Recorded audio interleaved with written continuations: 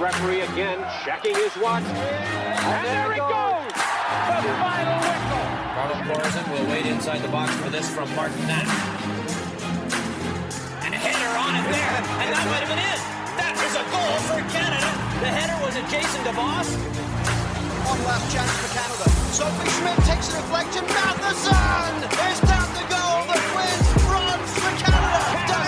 Qualified for World Cup '86, defeating Honduras by a score of 2-1 here in St. John's, Newfoundland this afternoon. Welcome to the Canada Soccer Nation podcast. My name is Jason DeVos. I'm the Director of Development with Canada Soccer. And as usual, I'm joined by Brad Fougere, Digital and Corporate Communications Manager with Canada Soccer. Brad, how's the week been for you so far? You're right in the middle of a family move, and that is probably one of the most stressful things on the planet to experience. How's that going for you? Confirmed. Confirmed. I'm not even going to go there, Jason. I'm not even going to go there. It's happening. It's all happening. Things are going well. Football is back in some forms and fashions. I think everyone probably saw and has been excited by Alphonso Davies being back on the field. The Roadrunner, you mean? Yeah, wow. Just wow. He is so quick. It's crazy. I love Thomas Muller's interview as well. I thought that was quite funny. Yeah, there's lots of people saying a lot of things. Romelu Lukaku from Inter talking about how fast Fonzie is. I mean, just people all around the globe. Every time he plays, new prominent personalities have something to say about what an incredible talent he is. It's insane. Yeah, it's exciting. I mean, I think it shows as well everyone's excitement to get back to football. It's around the corner. We're starting to get there as some of the restrictions start to ease and professional football starts to come back online, minus the fans, mind you. And that's a bit of a bizarre. Anyone who's ever played professional football and played in an empty stadium will know that it's a little bit of a peculiar sensation, not what you're used to.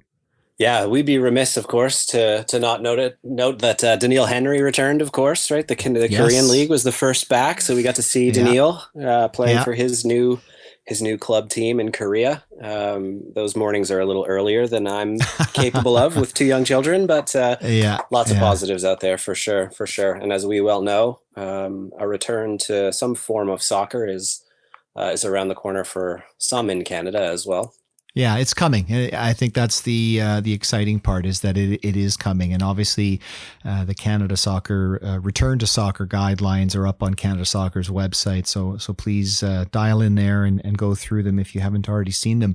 I would be remiss if I didn't thank everyone who sent in a note of thanks or appreciation for the podcast last week celebrating the life of Gary Miller.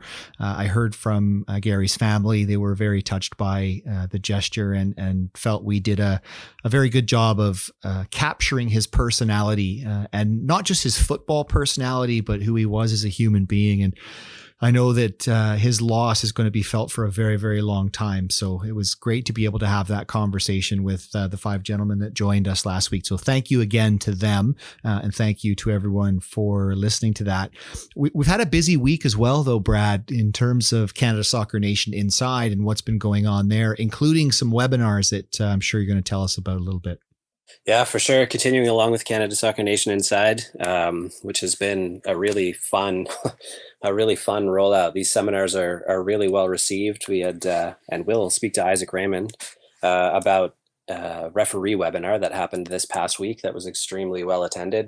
More than 1,200, I think, referees registered to hear about some of the recent updates to the FIFA and IFAB laws of the game.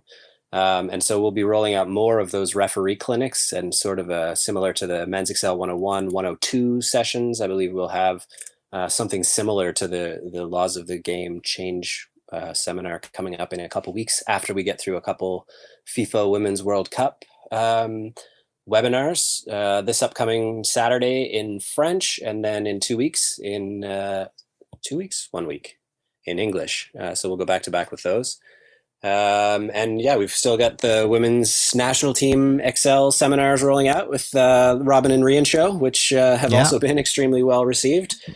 So you can visit canadasoccer.com and have a look at the Canada Soccer Nation Inside page. We've got the details there, registration links, et cetera, et cetera. And just to clarify for everyone, June 7th in French, the women's webinar, June 14th, the English webinar, and then June 20th, we'll have another explanation of changes to the laws of the game with the referees. Brilliant. Well, you mentioned his name, Isaac Raymond, the manager of refereeing at Canada Soccer. And after the break, we will have him on to talk about all things refereeing related. So stay tuned.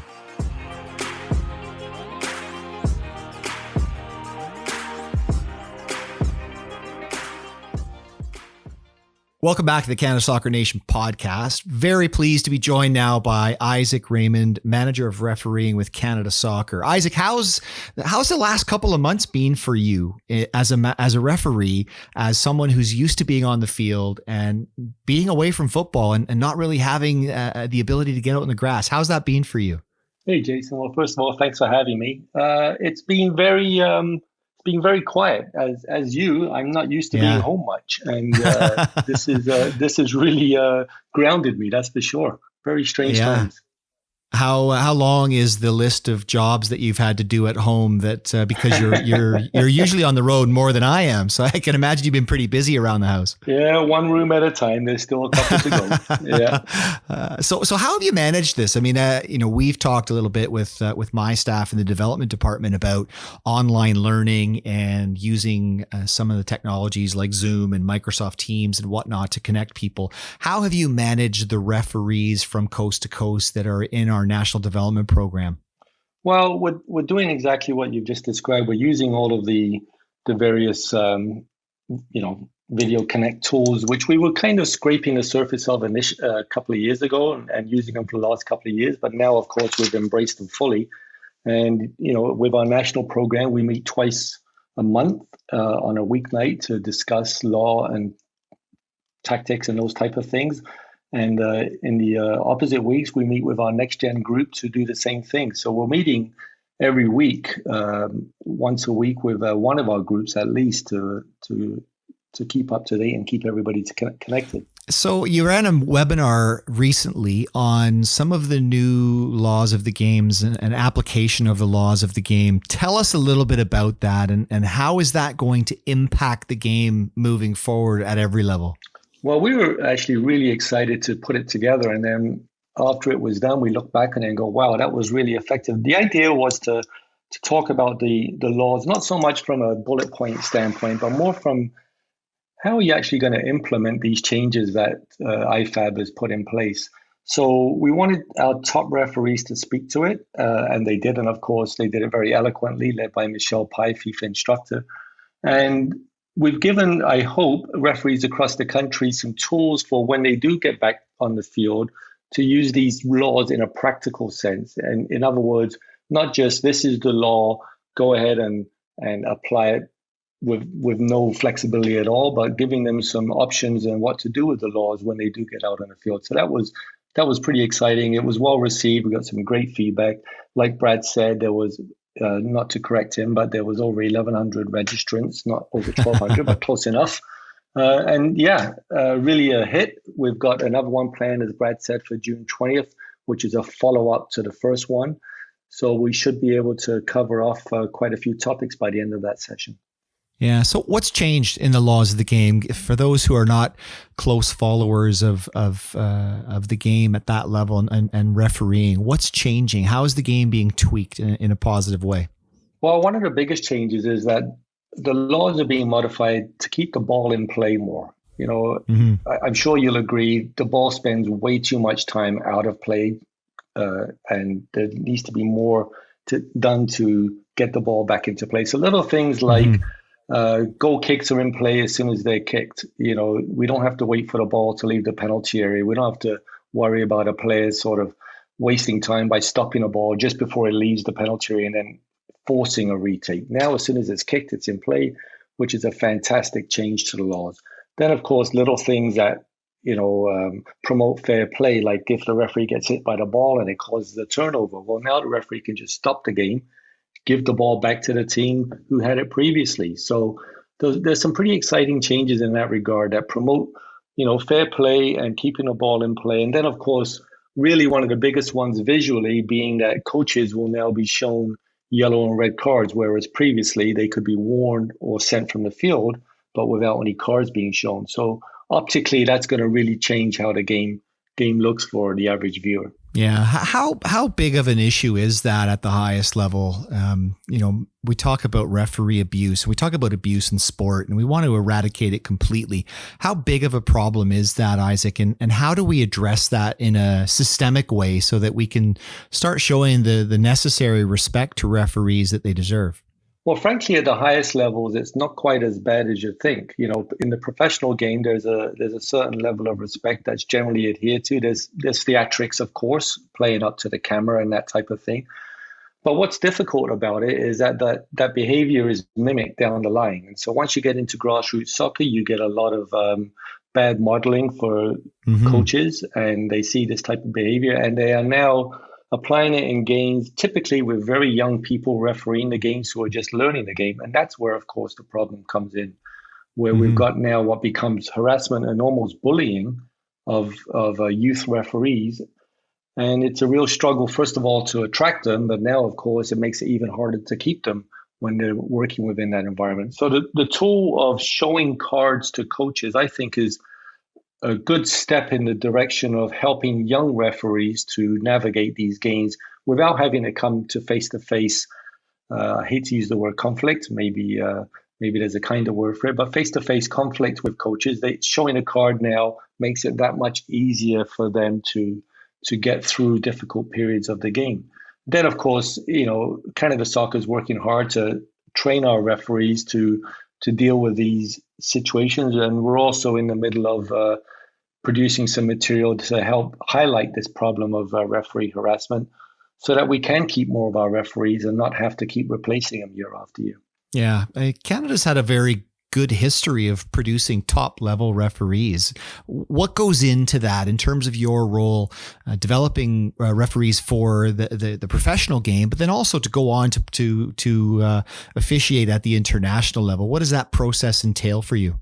Well, of course, it all starts with identifying the referees within the various provinces. And, we have a network of people that are part of our national program and network within the provinces that are looking at referees all the time.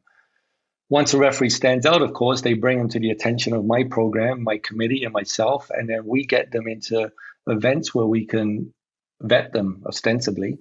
And if they check the boxes, no different than the players, of course. If we think they've got the potential, which, of course they don't have it at that moment, but if they've got the potential to have it, then we put them through the process. We bring them into the national program. We give them training and education. We give them opportunities to shine, and hopefully put a national badge on them as soon as possible and get them working professional games. At that point, of course, we work very hard to showcase these referees for, CONCACAF and the international world. And those at the very top will make it through to that level as well. MLS is a part of that, of course. Our most senior referees are working in MLS, and they do that regularly. We try and balance all of that with the fact that we have a very vibrant women's program, possibly the best women's program in the world. And we're looking for opportunities always to get our women into the highest level games possible. That's excellent. And mentorship is an important piece of developing better referees, isn't it, over the long term? Absolutely. Absolutely. We have our Next Gen program is run very much under that guise, where we have local people that are part of our program who act as mentors and coaches for our referees. Our assessors, although we use the term assessor, which has a little bit of an adversarial tone to it, our assessors are really coaches. And they're there to guide a referee through the various stages of development so that they can know what they know and have revealed to them what they need to know so that they can take those next steps. Well, it's an impossible task, I think. And I've often said in my previous life as a broadcaster, who would want to be a referee? Every question, every decision that is made is questioned by the fans, by the players, by the coaching staff, for sure, because there's so much on the line. But it's an imperative role, and we can't have a game without them. So thank you very much, Isaac, for taking the time to join us on the podcast. Thanks for the work that you're doing for Canada Soccer, and keep up the great work developing referees and referees assistants across the country. Thanks very much, Jason. It's my pleasure. Excellent. Well, after the break, we will have another special guest coming on. Carl Horton, the technical director of Richmond Hill Soccer Club, will join us to talk about how the club is managing COVID-19, the suspension of sanctioned soccer, and what's coming up with a return to play. Stay tuned.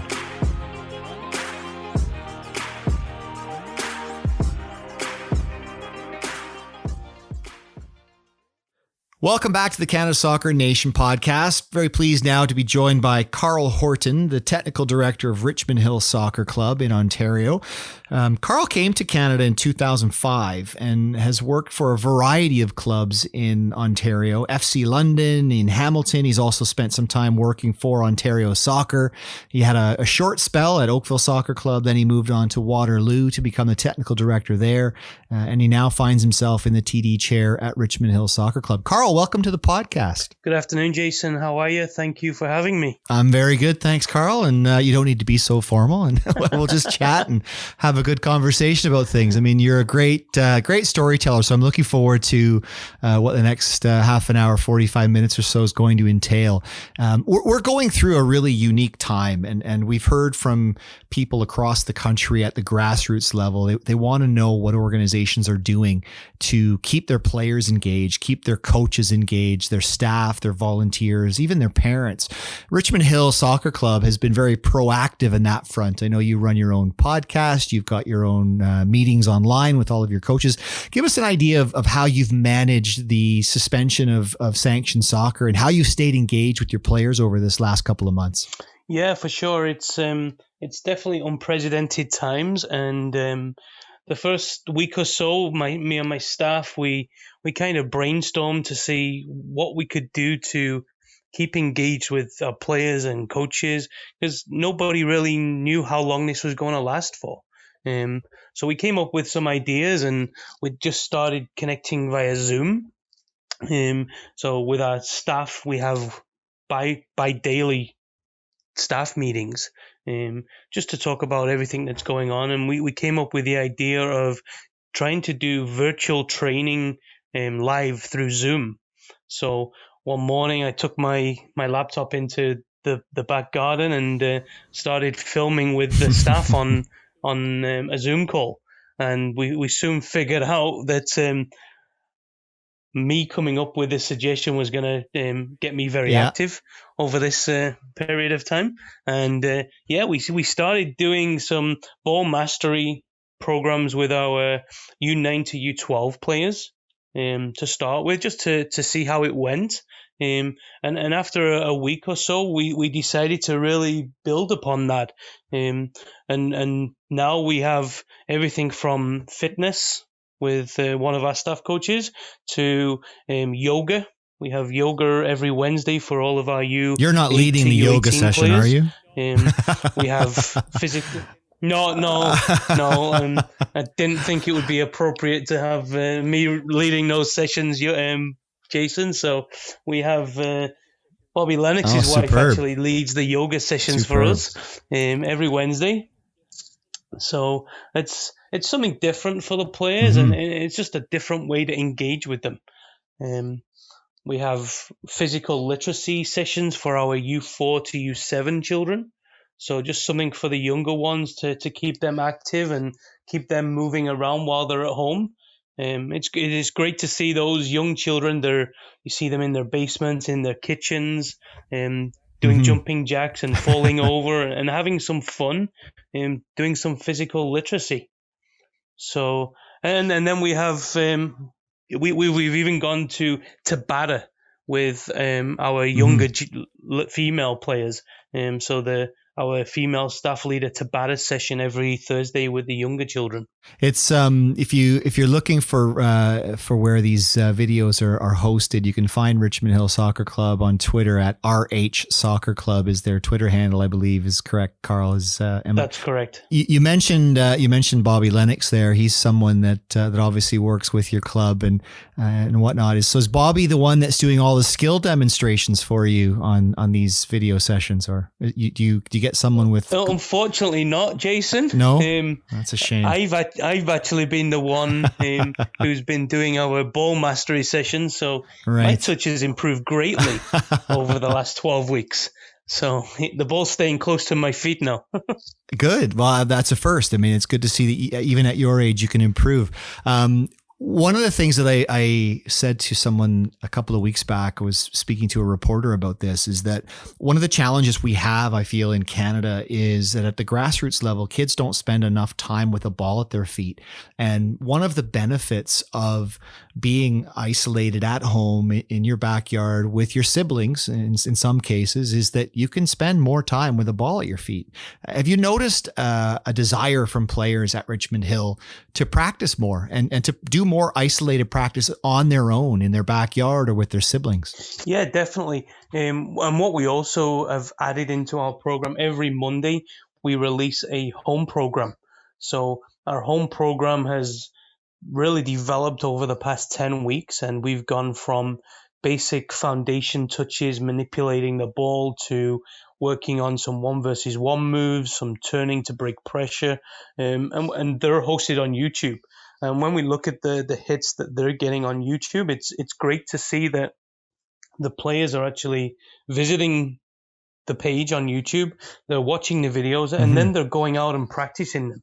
And we're trying to, whilst we do our virtual sessions, we cover a lot of that material so that they're seeing it live, they're seeing it on video, and we're encouraging them to be out there at least 3 to 4 times per week on their own. And the feedback we've been getting so far, it's been good that the children are getting outside. The children are enjoying of course they enjoy the structured virtual training sessions, but they're getting out, they're staying on after the sessions, and they're doing that little bit extra. So it's great that they're able to develop those skills individually. I think one of the messages that I try and deliver to parents and to players across the country is that if you're going to become very, very good at controlling the ball, you have to spend time with the ball. And it can't just be for the 90 minutes twice a week, 3 times a week that you're at soccer practice. It almost has to be a daily occurrence where you have a ball at your feet and you're getting better at it. So whether it's inside in the house, you're nutmegging the chairs and nutmegging the dog and whatnot, walking around the house with a ball at your feet, or in the backyard, kicking it against the fence, driving the neighbors crazy. These types of things will always help you improve your technical ability. What's the other thing that you've noticed about the players' engagement through this? Because one of the things that I hear often from parents and from clubs is that the players are missing the social engagement, the connection to their friends. Is that something that you've noticed at Richmond Hill as well? These video sessions have helped keep that intact. Yeah, I think so. At the end of every session, we try to do a little cheer at the end. So we unmute all the players and we give them the opportunity just to give it a little bit of a go Raiders go kind of thing. And once we've left a few times we actually leave the video just rolling. So children that are actually on the virtual sessions can get to chat with each other.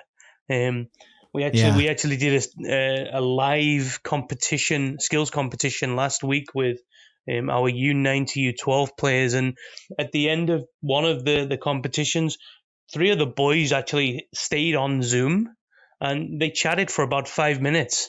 So it was great for them to connect. And they was chatting about, hey, can we connect later on and go play Xbox together? And just being able to give them that platform to connect with each other has been good as well. Yeah.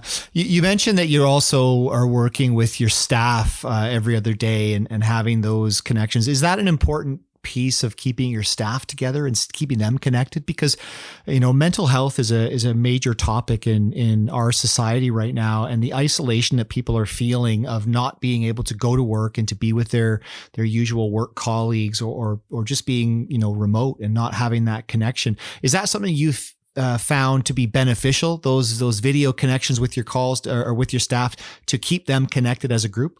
Definitely. It's like I say, it's something we do every other day, or close to every other day. And just to be able to get everybody on one screen and Jason, it's not always about work when we sit there and chat. We have a laugh, we have a joke, but it's just checking in on everybody, making sure that they're doing okay. we got a few staff that live in condos on their own, and they're isolated in those condos. Especially with parks and things like that being closed. So it's good to connect with them. It's good to see that they're doing okay, and it's been good to be able to see that they've got other interests, and it's actually been great because we're now starting to learn more about each other, I think. So we've taken it to another level. One of the things that I've found with my own staff and with the technical directors around the country and the different provinces and territories is I feel like we're closer together now as a nation because we're actually reaching out to each other more often to check in on them and see how people are doing. And it doesn't always have to revolve around professional work. It can sometimes simply just be a personal check-in to say, how's it going? How's your family? How are your kids? Or if you're on your own, how are you managing? So I think that's a really important piece. It's certainly something that I feel we are going to keep going after the resumption of normal service, for lack of a better term, when soccer does resume and travel starts to kick in again and we can meet with people in person. I do feel strongly that we're going to continue these video meetings because it's allowed us to come closer together as a country. You talked about your staff, but what about your volunteer coaches? I mean, Richmond Hill is a large club. You've got several thousand players and you rely on volunteer coaches. How do you stay engaged with them through this process? Yeah, it's been interesting. So what we've tried to do with both of our recreational and competitive coaches, one night per week, we've tried to hold coach information / coach education sessions with all of our coaches. So it's been good. We've been able to have them on Zoom calls. So we've been putting education together. As if we're continuing with the soccer programs as if we would as we're still rolling out in the summer. So our education's continued. We've had them on video calls, but we've also created WhatsApp groups for coaching groups so that we're connecting with them that way. And again, it's not always professional discussion about the game, but it's also social discussions. Connecting with everybody and making sure that everybody's doing well. But that's been good. We've had good engagement from our coaches, especially even our recreational coaches. We've held the last 3 weeks. We've held 3 coach education evenings with those ladies and gentlemen, and it's been great. We had one night with strictly game leaders. So 15, 16, 17-year-olds who are game leaders within the club. They came on to an education session. We went through the game leader program, and then we played a little bit of a game with them at the end, rather than which got them engaged. And it was a little bit of fun. So there's been lots of engagement with our coaches, and it's been great to see that they're connecting because they've also got to stay connected with our players. At the end of the day here, we're going to come back. Maybe look different when we do come back, but we need everybody to stay connected and engaged so that when we do come back, we can hit the ground running and be successful. You mentioned something there that some of the listeners might not be familiar with, which is I think it's not an Ontario specific term, but it's certainly in place in Ontario, which is a concept of a game leader. Can you explain for the listeners' benefit what a game leader is? Yeah, for sure. So at the U6 to U8 age groups, rather than having match officials, we have game leaders on the field. So our game leaders that we utilize are typically between the ages of 15 and 18. A lot of them are still playing within our programs, whether at the recreational level or the competitive level. But the job of the role of the game leader is to help the players. What they will do with our players in the recreational program is they'll run some fun activities with the children prior to the game as their warm up, and then they'll act as the game leader will be the referee, without the whistle, without the referee uniform, but they're there just to help and support the players, give them advice, help them through the game.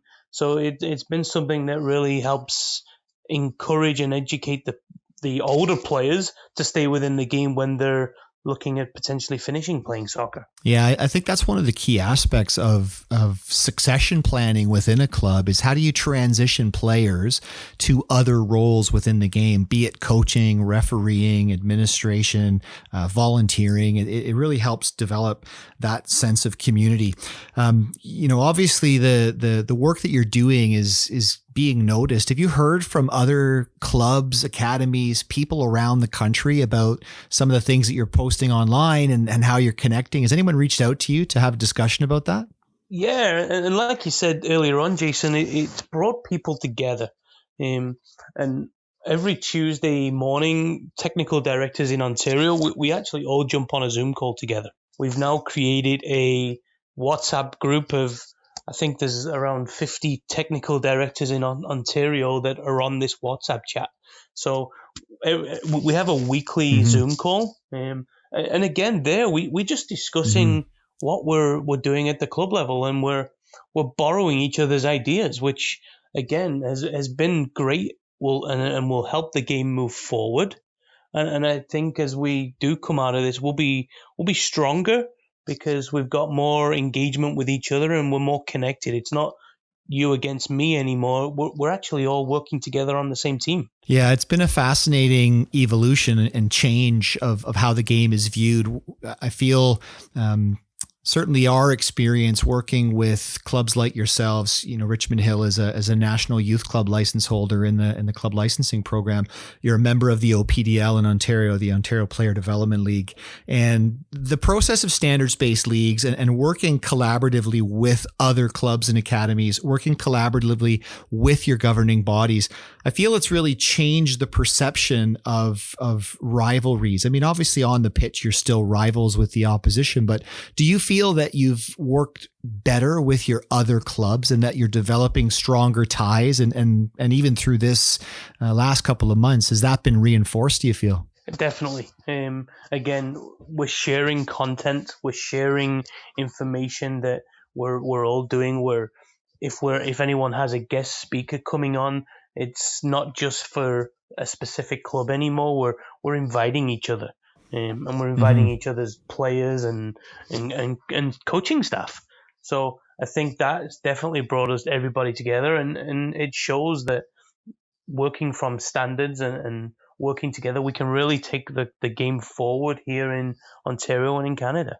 The one stakeholder that we haven't talked about yet is parents. Obviously, at a club like yours, where you have thousands of players, you have a very large parent group. How do you manage communications with your parents? And have you had Zoom meetings with them and connected with them and had those conversations to keep connected to them? So with the parents, we've been in constant contact with them via email communication and keeping them updated as much as possible. Once we get the relative information coming out from Ontario Soccer and the government. And what we do have planned in the near future is to engage with the parents in some return to play webinars, so that parents are aware of what return to play could look like, and when we do get the opportunity to come back to the grass fields. So that's something that we do plan on doing in the future as well. I think when we do come back, the game's going to look different, Jason. And I think that's going to be a new education piece for all parents. So we do have plans in place to get those webinars out there and to get them educated, so that when they make the decision to sign their children up for what the new programs will look like, they're aware of the standards that we'll be putting in place for them to join the program. How are you as a club preparing for return to play? What protocols are you looking to implement at the club level to ensure the safety of your players and ensure the safety of all participants? So we're in the process now of obviously chatting with Ontario Soccer and finding out what the potential return to play would look like when they release their documents. But we've also been doing a lot of research in regards to what other provinces have been doing, and we understand there's a few provinces that are ahead of us at the present time. But also looking into the States and around the world at other processes that other people are following. So we've got a framework of what we think return to play could look like, so that when we do get the green light from Ontario Soccer and Canada Soccer, we're ready to go. But that's going to, again, look totally different, looking at players play or training in individual spaces on a field, coaches wearing the correct PPE and making sure that equipment and things like that are sanitized correctly. So we're definitely on our way to putting a plan in place so that when we do get to return, we're not having to wait for information to be created. We've already got some information that we feel will help us be able to get on the fields and as soon as possible once we return that green light. Yeah, I think everyone is desperately waiting for the green light is probably a good way to put it, so that they can go back on the pitch and start having that in-person connection to the game. Just feeling your boots on the grass is probably a great feeling for everyone to anticipate coming in the near future. I would be remiss if I didn't ask about your nickname. You have a very peculiar nickname, because I don't want to tell the story. I'm going to let you tell the story. So talk to us about your nickname. How did it come about? What's the backstory, and why has it stuck? So the nickname is the Cat. And the nickname, the Cat, it started several years ago, and I was actually instructing and facilitating one of the first CSAC licenses here in Ontario, in Hamilton, with Bobby Lennox and Ray Clark. Yeah, and it got to day 4, and we had the goalkeeping component, and it was my turn to present. So we're out on the field, and we've gone through the classroom. I'm on the field, and I'm doing a demonstration. And it was looking at the position of goalkeeping when the crosses are coming over. So I've kind of moved across the goal, and I've kind of come for a cross, but as I've got a step or two into my movement, I've decided, no, I'm never going to get there. So I've kind of held my position, and the player who was in the middle got a great header onto it, and it was going above my head, and I think I closed my eyes, Jason, and I threw myself back, and I ended up tipping the ball over the crossbar, and Bobby Lennox and Ray Clark are just standing there, and I don't think either of them could believe what just happened. So everyone, from then on, it was, okay, it gets to the goalkeeper component, it's Carl's turn to present. So a couple of months later, we was doing the March break C license at the Ontario Soccer Centre. And again, Bobby and myself were facilitating the course.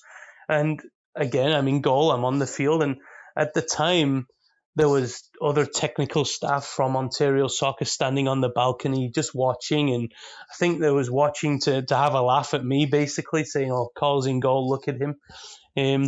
So again, we're doing a demonstration, and I'm in goal. The ball's come across, and Bobby was also demonstrating as the striker.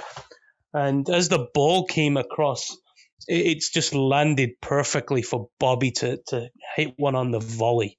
And I could see Bobby's eyes wide open as he hit this volley. He's probably never hit a volley as good as he hit this one, Jason. And it's gone to my right-hand side, and again, I've just thrown myself. Bobby was running off celebrating, and I've thrown myself into the right top corner. I've made the save, and I've actually hung on to the ball at the same time. I'm flying off the ground. I've landed, and I've got up, and I've just laughed.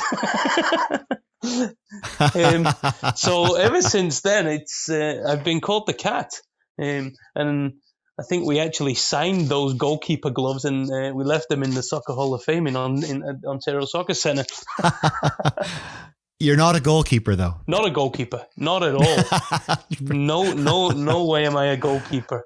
No. So What is your position? I mean, you grew up in England. Tell us a little bit about your first introduction to football, as it's called over there. When did you first fall in love with the game? obviously, I grew up in a place called Grimsby. Those that don't know Grimsby, it's a small fishing village up in northeast England, right on the North Sea. So it's always cold and miserable, and yeah. I was going to say, it's because it's beautiful and sunny, is it? Yeah, beautiful sunny. We got Cleethorpes Beach, but no, it's a cold place. But as a young child growing up, I think I always had a football at my foot. My dad played a little bit, so he got me into football at the age of 4 or 5. And I can remember I played for a club called Discoveries Football Club. Played for them all my life. I played for one club all through my youth career, and I just remember going to my first training session, and the coach was a gentleman called Jeff Bartholomew, and we used to call him Mr. B, and he was actually a school principal. And you would look at Jeff or Mr. B as we all called him, and he wore his suit to every training session. He just wore his suit, and just the energy that he gave off as a coach. And I guess back then he was kind of what we would now call a technical director of a club. He ran all the sessions. Yep. He looked after the club. He did everything at the club. And to this day, I still speak to Mr. B.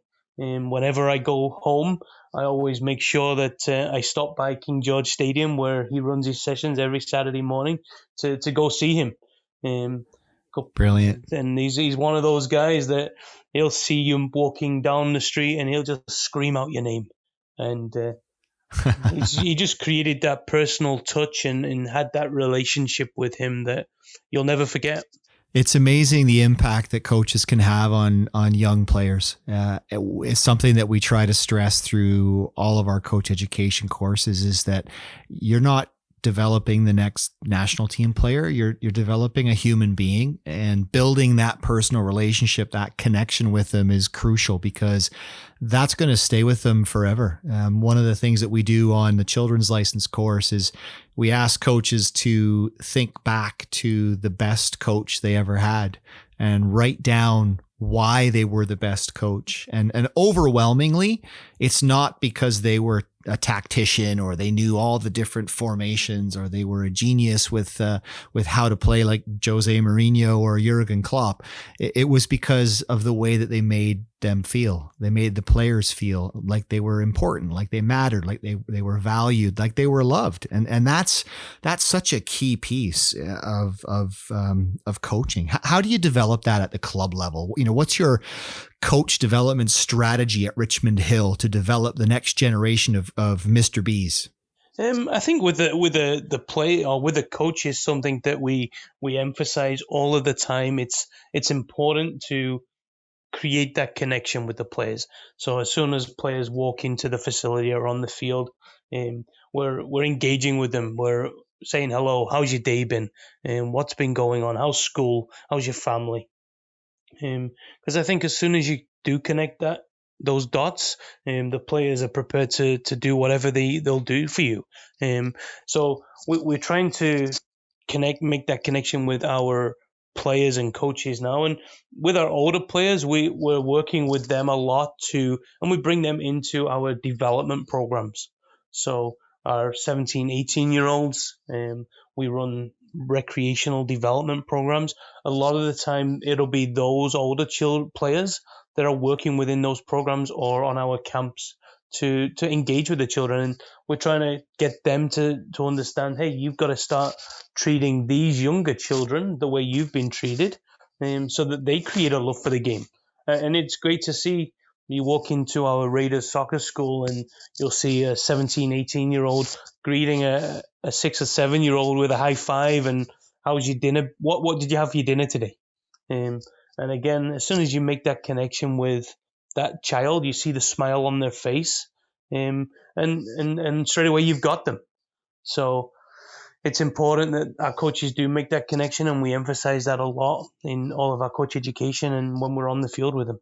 Yeah, it's definitely the thing that I think people are missing most is the connection with their friends, with their extended football family is probably a good way to put it, and with their club and their community. So keep up the great work, Carl. Thank you very much for taking the time to chat with us. Really appreciate it, and look forward to seeing how the club continues to evolve its delivery of soccer programming, whether it's virtually online or when the resumption of soccer does come back in Ontario, in your community. Look forward to having a follow-up conversation with you. So thanks for joining us. Thanks for having me, Jason, and all the best to you and your family, and stay safe. Thank you. We'll do after the break. We will chat with Brad. We'll recap his thoughts on the conversation with Carl, and we'll talk about what's coming up next. Stay tuned.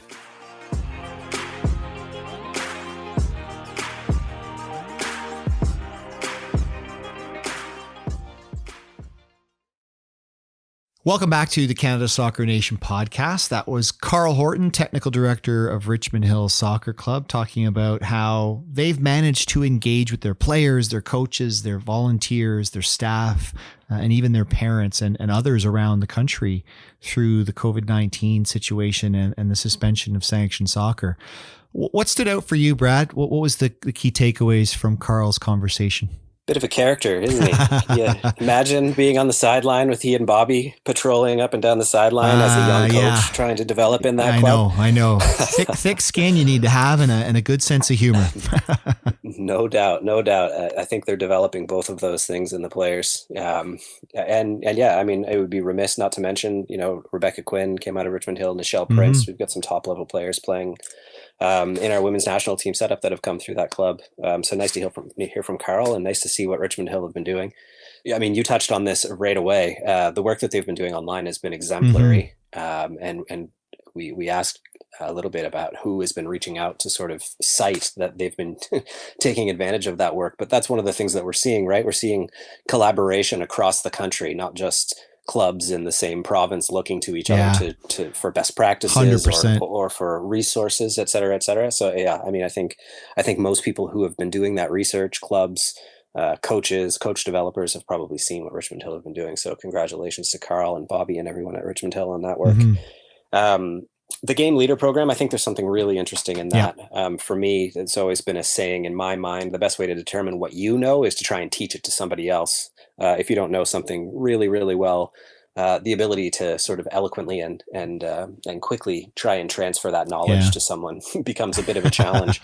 So the idea that you've got these young players, 15, 17, in that age range, trying to explain some ideas to U6 players probably helps them, I would expect, with what they're comfortable with explaining, what they're comfortable with putting forward for those young players to think about. So I think there's a lot to be said for that program. Yeah, no, I agree. And it's absolutely something that I think we need to look at implementing coast to coast. There are other provinces, of course, who are doing something very similar. But I have a friend of mine whose youngest daughter, she started match officiating, refereeing at a very young age, around 12, and went through that sort of mentorship program that Isaac talked about earlier, and fell in love with it. And is now it's a summer job for her. It's something that she really is passionate about and really enjoys doing, and she's thriving. So I think the sooner we can engage players in refereeing, coaching, volunteering, and being part of their community club, the better, because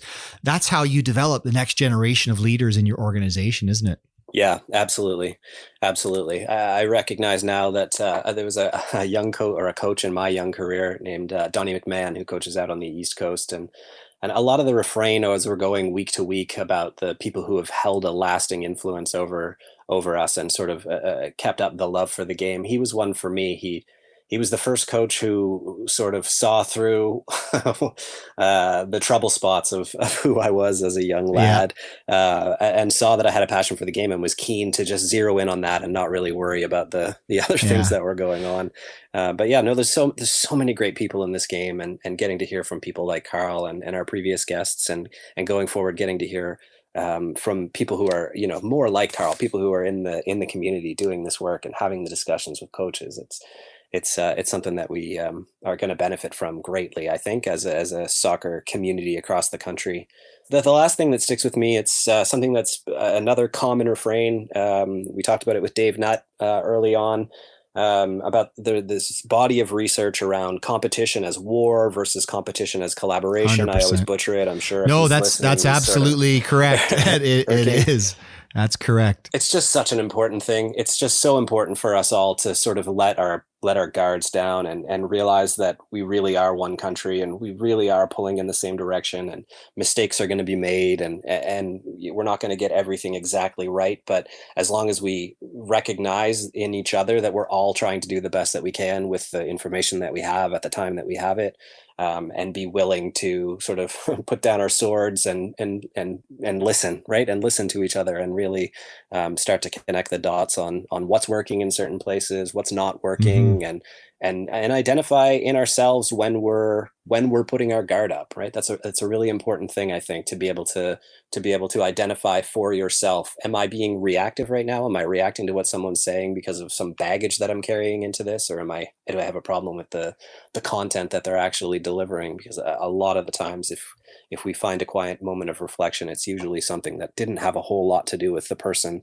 themselves or even the information. It's just, it's a challenge. Competition as war, I guess, is what I'm describing in this area. It is, and you got it absolutely spot on. The actual paper itself is by David Shields and Brenda Bredemeyer. It's called Contest, Competition, and Metaphors. If you want to do a Google search for that, you can probably find it online somewhere. But it is really fascinating because we see this now as we work more closely with clubs and we start to build relationships with club leaders, and we start getting them in a room together and having that conversation around, you need each other. You're not enemies. You're not adversaries. You're not rivals. You're colleagues. You're working together to try and create a fun, enjoyable, memorable, top level development experience for your kids in both clubs or academies.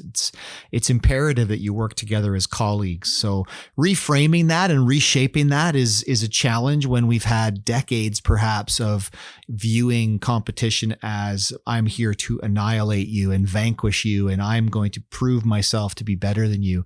I think we have to really shift more towards that collaborative approach, because it really is the way forward to a more meaningful competitive experience for all stakeholders. What's coming up next, Brad? What have we got coming down the pipeline from Canada Soccer Online? Yeah, for sure. As mentioned earlier, we've got some webinars upcoming. Women's national team, the Robin and Rian show continues. Referee courses, seminars, apologies. You can register for those at canadasoccer.com under the Canada Soccer Nation Inside banner. And we've got some more programming upcoming. There'll be futsal programming coming up in the future. I think in the not too distant future, we will be having some para-soccer conversations, Jason. Yes. So yeah, lots going on. And as we mentioned off the top, return to soccer guidelines are out, and the reality of some young football players across the country and certain locations being on the field is closer than it's been in a 78, 9. How many days? I don't know how many days. Mercy. I know. I don't know. I think it's like 285 days people have been locked up inside their own homes. So that's how it feels. The return to the field, the return to the pitch, and the return to soccer is on the horizon. And I think everyone's going to be very excited to get their boots back on and get out on the pitch. So it's coming up, and next week we'll have another special guest that joins us. Very much looking forward to that conversation. Thanks for joining us, everyone. Thanks for being with us. And as always, stay safe. Take care.